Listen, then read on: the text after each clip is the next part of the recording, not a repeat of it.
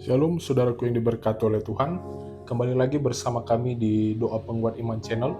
Bersama-sama kita akan merenungkan kebenaran firman Tuhan. Namun sebelum itu, mari bersama kita berdoa. Terpujilah Engkau Bapa dalam sorga, kami bersyukur buat waktu dan pemeliharaan Tuhan bagi kami. Dan saat ini kami bersama mau pakai untuk mendengarkan sabda firman-Mu. Berfirmanlah Engkau bagi setiap kehidupan kami, Roh Kudus yang menerangi dan mencerahkan perenungan ini dari awal sampai pada akhirnya. Kami minta kuasa-Mu ya Tuhan bekerja sepenuhnya. Melalui perenungan ini kami diberkati, dipulihkan, dan semakin mengenal Engkau. Kami bersama memulainya di dalam nama Tuhan Yesus Kristus. Kami berdoa dan mengucap syukur. Haleluya. Amin. Saudaraku yang diberkati oleh Tuhan, ada masa-masa di dalam hidup kita di mana langit tampak tertutup dan doa kita seolah tak menembus apapun. Kita berseru kepada Tuhan, tetapi yang terdengar hanya keheningan. Di dalam situasi seperti itu, mudah bagi kita berpikir bahwa Tuhan sedang diam dan tidak memperhatikan jeritan kita. Namun diamnya Tuhan bukan berarti Ia tidak bekerja. Di dalam kebisuan sorgawi itu, ada rencana yang sedang dibentuk, yang seringkali hanya dapat dimengerti setelah semuanya berlalu. Hari ini kita akan membahas kitab Habakuk 1 ayat 2-5, saudara. Saya mengajak saudara di tempat masing-masing untuk membaca firman Tuhan hari ini, dan kita bersama akan merenungkan maknanya. Saudara, Nabi Habakuk hidup di masa yang penuh kekacauan moral dan ketidakadilan sosial di Yehuda. Ia melihat kekerasan di jalanan, korupsi di pemerintahan, dan ketidakbenaran di antara umat yang seharusnya setia.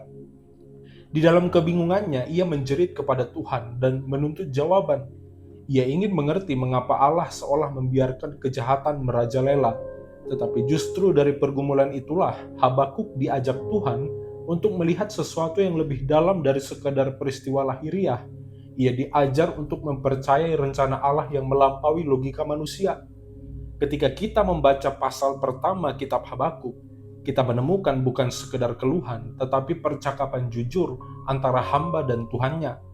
Habakuk tidak menutupi kekecewaannya, saudara, tetapi ia juga tidak meninggalkan imannya. Ia membawa semua kebingungannya ke hadapan Allah, dan di sanalah letak kekuatan sejati iman, yakni bukan tidak pernahnya bertanya, tetapi tetap berpegang pada Tuhan, bahkan ketika jawaban belum datang. Di tengah ketidakpastian, Habakuk belajar menunggu dengan percaya. Renungan ini, saudara, mengajak kita untuk merenungkan makna diamnya Tuhan. Mungkin ia tampak tidak menjawab, tetapi sesungguhnya ia sedang menata sesuatu yang lebih besar dari yang kita bayangkan. Ia tidak lalai melihat penderitaan umatnya. Di saat kita menunggu dan tidak mengerti apa yang terjadi, Tuhan sedang menyiapkan sesuatu yang tidak akan kita percayai apabila diceritakan. Diamnya Tuhan bukan absen, saudara, melainkan bagian dari proses penyertaannya yang ajaib. Nah, kita bersama akan membahas 4 hal utama, dan saya mengajak kita bersama untuk fokus dengarkan kebenaran firman Tuhan. Kita mulai dari pembahasan yang pertama, yaitu Allah tidak diam. Saudara, seruan Habakuk di dalam ayat 2-3 menunjukkan pergumulan batin yang dalam. Dikatakan, berapa lama lagi ya Tuhan aku berteriak, tetapi tidak kau dengar. Kalimat ini bukan sekedar seruan putus asa, melainkan luapan kelelahan rohani dari seorang nabi yang terus berdoa tanpa melihat perubahan. Kata berapa lama lagi menandakan waktu yang panjang, penuh dengan air mata dan pertanyaan yang tidak terjawab. Secara historis, saat itu bangsa Yehuda berada di titik kritis, di mana kejahatan merajalela dan ketidakadilan menjadi hal yang biasa. Pemimpin tidak lagi memimpin dengan takut akan Allah, hukum dilanggar dan rakyat kecil ditindas. Di dalam situasi seperti itu, Habakuk berseru bukan hanya untuk dirinya sendiri, melainkan untuk bangsanya. Ia berdiri di tengah reruntuhan moral dan menjerit, karena baginya diamnya Tuhan terasa seperti jarak yang tidak bisa dijangkau oleh doa manusia. Namun di dalam ayat yang kelima, Allah menjawab dengan cara yang benar-benar mengguncang. Dikatakan, lihatlah di antara bangsa-bangsa, perhatikanlah, tertegunlah dan tercengang-cenganglah, sebab aku melakukan suatu pekerjaan pada zamanmu yang tidak akan kamu percayai apabila diceritakan. Jawaban ini menunjukkan bahwa Tuhan tidak absen, saudara. Ia sedang bekerja, tetapi melalui cara yang melampaui batas nalar manusia. Allah akan memakai bangsa Babel, bangsa yang lebih jahat dari Yehuda, untuk menjadi alat penghukuman dan pemurnian. Ini adalah paradoks ilahi. Bagaimana mungkin Allah yang kudus memakai bangsa yang fasik untuk mendisiplinkan umat pilihannya? Namun disitulah kebesaran rencana Allah dinyatakan, yakni Ia berdaulat atas sejarah, bahkan atas bangsa-bangsa yang tidak mengenalnya. Ketika manusia melihat kekacauan, Tuhan melihat pola yang Ia sedang anyam bagi rencana penebusan yang lebih besar. Secara teologis, bagian ini mengungkapkan bahwa Allah tidak pernah pasif terhadap dosa. Ia tidak acuh terhadap tangisan orang benar, tetapi Ia menanggapi dengan cara yang menegakkan keadilan sekaligus menyingkapkan kasih-Nya. Di dalam sejarah Israel, penundaan hukuman seringkali menjadi tanda kesabaran Allah, bukan ketidakpedulian. Ia memberi ruang bagi pertobatan agar manusia tidak binasa. Namun ketika waktunya tiba, tindakan Allah selalu tepat, adil, dan membawa maksud penebusan. Habakuk sedang diajar untuk melihat bahwa cara Tuhan bekerja tidak selalu dapat dijelaskan secara logis, tetapi selalu mengandung maksud ilahi. Tuhan bukanlah penonton pasif dari kekacauan dunia. Ia adalah sutradara yang mengatur setiap adegan menuju klimaks keselamatan. Bagi kita yang hidup di zaman ini, pesan Habakuk tetap berbicara dengan kekuatan yang sama. Ada banyak peristiwa yang membuat kita merasa seolah Tuhan diam. Ketidakadilan sosial, peperangan, kehancuran moral, atau bahkan pergumulan pribadi yang tidak kunjung berakhir. Kita mungkin berkata di dalam hati, "Tuhan, mengapa Engkau tidak bertindak?" Tetapi kisah ini mengingatkan bahwa Allah tidak pernah berhenti bekerja. Ia mungkin membiarkan sesuatu berlangsung lebih lama dari yang kita harapkan, bukan karena Ia tidak peduli, saudara, melainkan karena Ia sedang menata sesuatu yang jauh lebih besar. Jawaban Tuhan tidak selalu datang di dalam bentuk perubahan situasi, melainkan di dalam pembentukan karakter dan kedewasaan rohani di dalam diri kita. Iman sejati tidak menuntut Tuhan menjawab sesuai keinginan kita, melainkan percaya bahwa di balik setiap diam ada maksud yang mulia. Habakuk akhirnya belajar bahwa pengharapan tidak bertumpu pada keadaan, melainkan pada karakter Allah yang tidak berubah. Ketika Tuhan tampak diam, sesungguhnya Ia sedang bekerja di balik layar kehidupan, menata segala sesuatu agar indah pada waktunya. Diamnya bukan tanda ketidakhadiran, tetapi undangan bagi kita untuk memperdalam kepercayaan. Tuhan tidak tinggal diam, Ia hanya sedang menyiapkan sesuatu yang begitu besar, hingga ketika waktunya tiba, kita akan tercengang dan berkata, "Benar, Engkaulah Allah yang setia, bahkan di saat Engkau tampak diam." Puji Tuhan. Bersama kita masuk kepada pembahasan yang kedua, saudara, yaitu tetap menyembah di tengah ketidakpastian. Saudaraku, ketika Habakuk mendengar jawaban Tuhan bahwa bangsa Babel akan dipakai untuk menghukum Yehuda, ia semakin menjadi bingung. Ia tahu bahwa bangsa Babel adalah bangsa yang kejam, tidak mengenal belas kasihan, dan menyembah kekuatannya sendiri. Di dalam pikiran Habakuk, hal ini tampak bertentangan dengan sifat Allah yang kudus dan adil. Ia bergumul antara pengertian dan iman, namun di tengah kebingungan itu, ia tidak berpaling dari Tuhan. Ia tetap datang dan berbicara kepadanya. Ia tetap menyembah meskipun hatinya tidak sepenuhnya mengerti. Disinilah kita belajar, saudara, bahwa penyembahan sejati bukan lahir dari pemahaman penuh, melainkan dari kepercayaan penuh. Secara historis, bangsa Yehuda pada zaman itu sedang menurun secara moral dan rohani. Mereka hidup di dalam penyembahan berhala, dan hukum Tuhan tidak lagi menjadi pedoman hidup. Ketika Tuhan mengumumkan akan memakai bangsa Babel, itu berarti masa penghakiman sudah dekat. Namun di dalam keputusasaan, Habakuk tidak meninggalkan mesbahnya. Ia tetap berdoa, tetap berdiam di hadapan Allah, dan memilih untuk mempercayai rencana yang belum ia pahami. Inilah bentuk penyembahan tertinggi, saudara. Menyembah bukan karena situasi membaik, tetapi karena kita mengenal siapa Allah itu sesungguhnya. Di dalam eksposisi ayat yang kelima, frasa "perhatikanlah dan tercengang-cenganglah" menunjukkan bahwa pekerjaan Tuhan seringkali menimbulkan kekaguman dan kebingungan sekaligus. Tuhan sedang melakukan sesuatu yang akan menggetarkan dunia. Tetapi bagi mereka yang menunggu dengan iman, itu menjadi tanda bahwa Allah masih memegang kendali. Penyembahan Habakuk di tengah ketidakpastian adalah pernyataan iman yang kuat, yakni bahwa keheningan bukan akhir dari kisah, melainkan awal dari sesuatu yang sedang dibangun oleh tangan Tuhan. Di dalam kehidupan kita seringkali penyembahan diuji bukan di masa kelimpahan, tetapi di masa keheningan atau di masa kekeringan. Ketika doa belum dijawab, ketika arah hidup tampak kabur, dan ketika tidak ada tanda-tanda perubahan, itulah saat di mana penyembahan menjadi ujian sejati. Tuhan tidak mencari suara yang sempurna, tetapi hati yang tetap tunduk. Seperti Habakuk, kita pun dipanggil untuk tetap menyembah meskipun tidak mengerti. Karena penyembahan yang sejati tidak menunggu keadaan menjadi baik. Ia justru mengakui bahwa Tuhan tetap baik walau keadaan tidak. Ketika dunia sekitar kita penuh kebingungan, penyembahan menjadi nafas rohani yang menjaga iman tetap hidup, yang mengalihkan pandangan kita dari masalah kepada pribadi yang memegang kendali atas segalanya. Di dalam setiap nyanyian, di dalam setiap doa, kita mengingatkan diri bahwa Tuhan tidak pernah berhenti menjadi Tuhan. Iman yang menyembah di tengah ketidakpastian adalah iman yang sedang disempurnakan. Ia tidak memerlukan penjelasan, cukup memiliki keyakinan bahwa Allah tahu apa yang ia lakukan. Habakuk mengajarkan bahwa diamnya Tuhan bukan alasan untuk berhenti memujinya, tetapi justru kesempatan untuk mengenalnya lebih dalam. Ia tidak mencari penjelasan, tetapi menghadirkan penyembahan, saudara.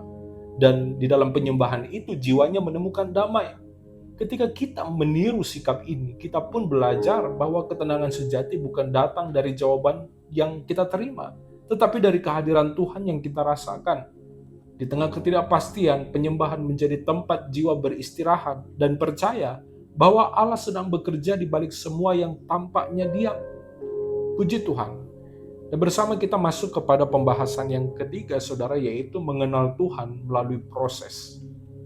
Saudara, Habakuk bukan hanya belajar untuk menyembah di tengah diamnya Tuhan, tetapi juga untuk mengenal Dia dengan cara yang baru.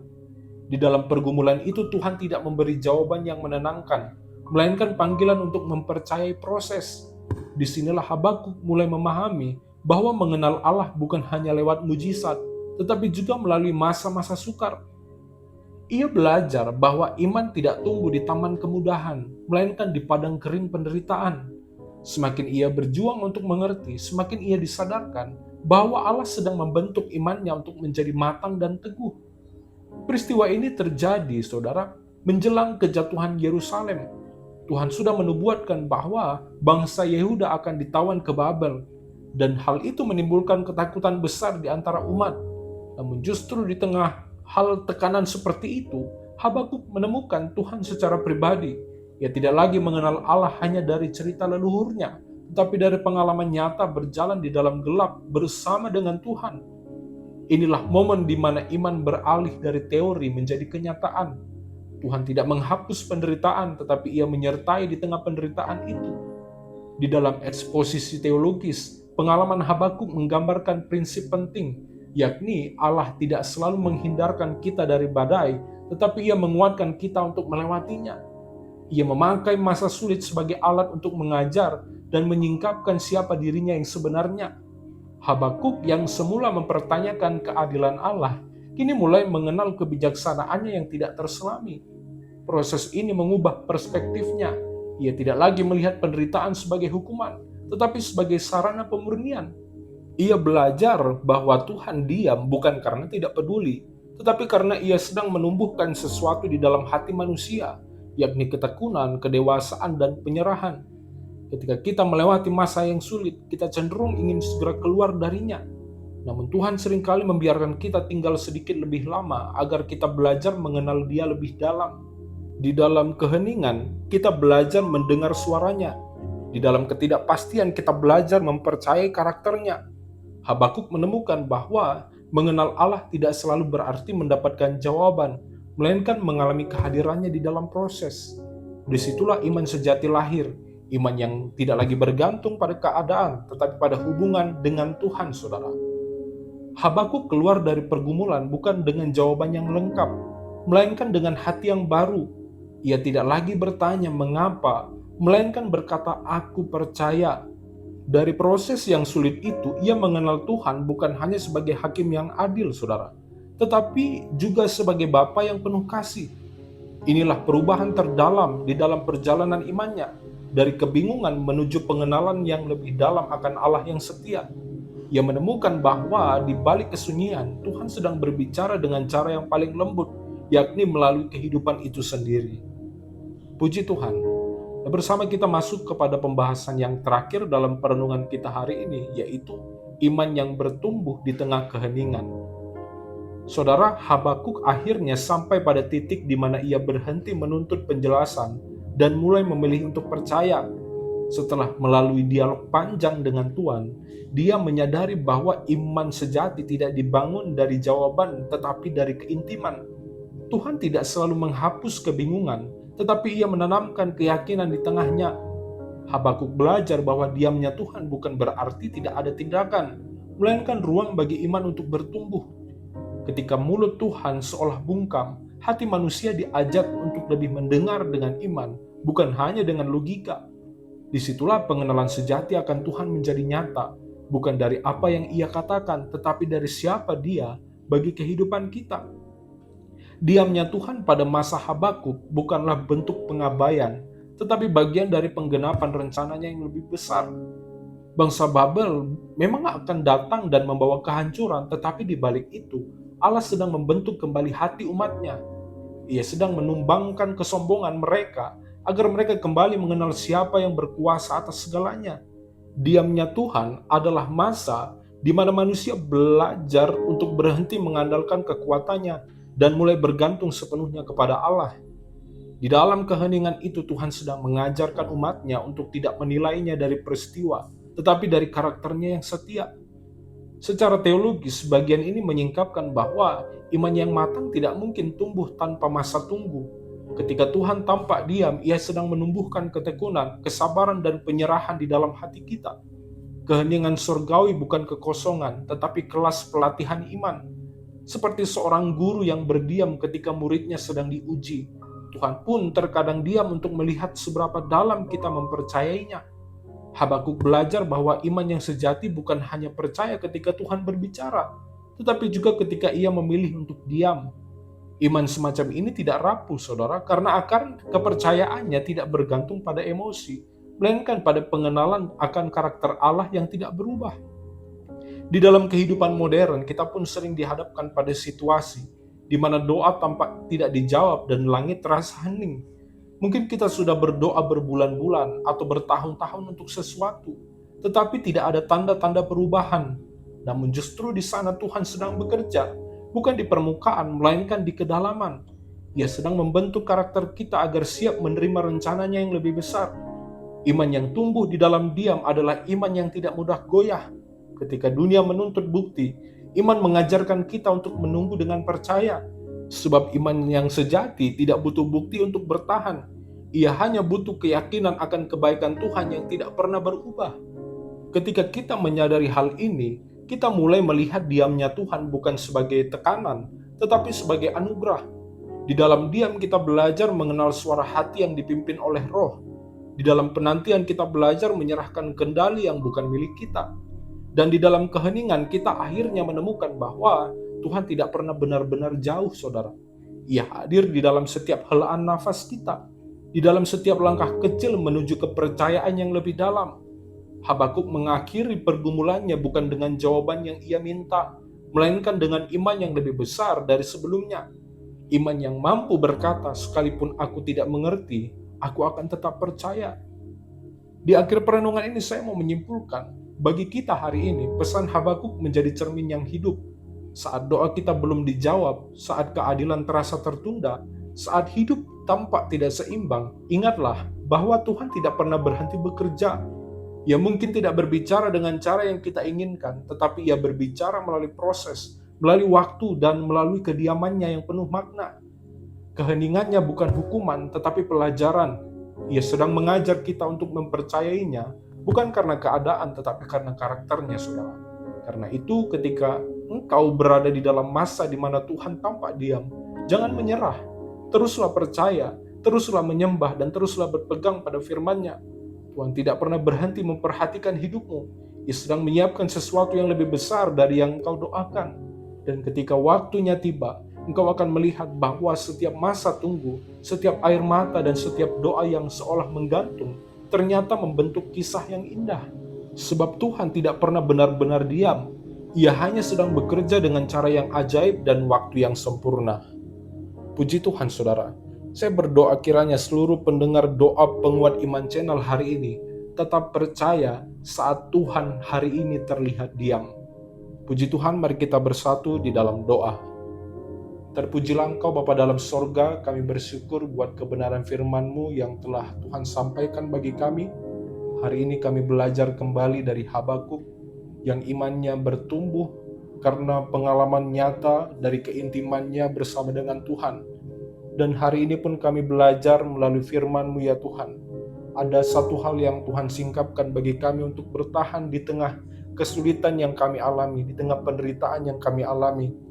Kami meyakini ya Tuhan, sekalipun kami tidak melihatnya, Tuhan pasti menjawab dengan waktu yang sempurna apa yang menjadi pergumulan dan kerinduan kami, masa depan dan seluruh cita-cita kami ke dalam tangan pengasihan Tuhan. Kami percaya kekuatan, kemampuan, kesanggupan, dan damai sejahtera sukacita Tuhan lahir dalam kehidupan kami, sehingga kami sekalipun mengalami kesulitan, kami percaya Tuhan ada di sisi kami, menjaga dan melingkupi kami dengan kuasa-Mu.